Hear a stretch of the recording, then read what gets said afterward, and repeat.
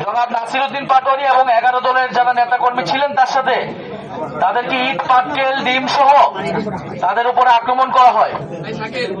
আপনারা এর আগে জেনেছেন যে গতকাল ঢাকা 18 আসনে ঐক্যবদ্ধ বাংলাদেশ মনোনীত প্রার্থী জনাব আরিফুল ইসলাম আদিব তার এবং তার সাথে যারা 11 দলের নেতাকর্মীরা ছিলেন তাদের উপরে হামলা করেন বিএনপির নেতাকর্মীরা।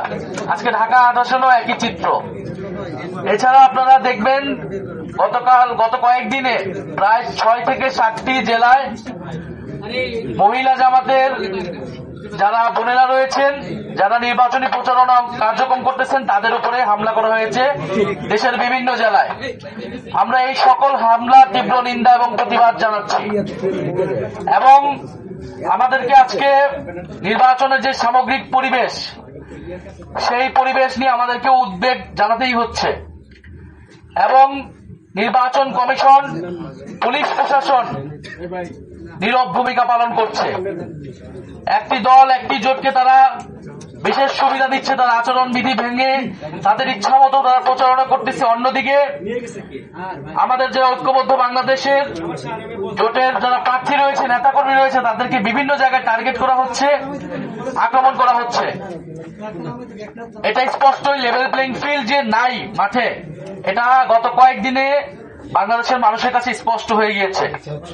তবে দুঃখের বিষয়, এই ঢাকা 8 আসন একটি বিশেষ আসন।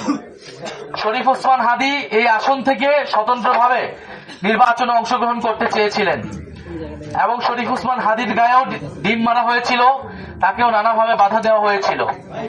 অনেক বাধার কথা তিনি মিডিয়াতে জনসম্মুখে আনেন নাই এবং অবশেষে তাকে শাহাদাত বরণ করতে হয়েছিল এই 8 আসনে।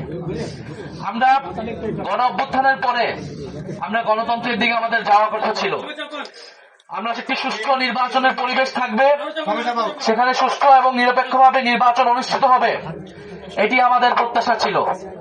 কিন্তু আজকে আমরা দেখতে পাচ্ছি এনসিপির তরুণ প্রার্থীদেরকে টার্গেট করা হচ্ছে, হামলা করা হচ্ছে। আমাদের বোনেদের, মায়েদের যারা আমাদের নির্বাচনের পক্ষে কাজ করে যাচ্ছেন, তাদেরকে টার্গেট করা হচ্ছে। কারণ তারা বুঝে গেছে পুরো বাংলাদেশের তরুণ সমাজ, পুরো বাংলাদেশের নারী সমাজ ঐক্যবদ্ধ বাংলাদেশের পক্ষে দাঁড়িয়ে গেছে। তারা ভয় পাচ্ছে বাংলাদেশের তরুণদেরকে, তারা ভয় পাচ্ছে বাংলাদেশের নারীদেরকে।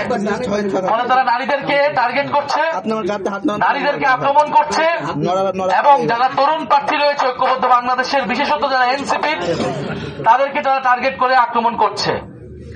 আমরা এখানে কোনো ভিকটিম কার্ড প্লে করতে আসি নাই। আমরা স্পষ্টভাবে বলতে আসছি, হুঁশিয়ারি দিতে আসছি, যদি আঘাত আসে তাহলে পাল্টা আঘাত আসবে।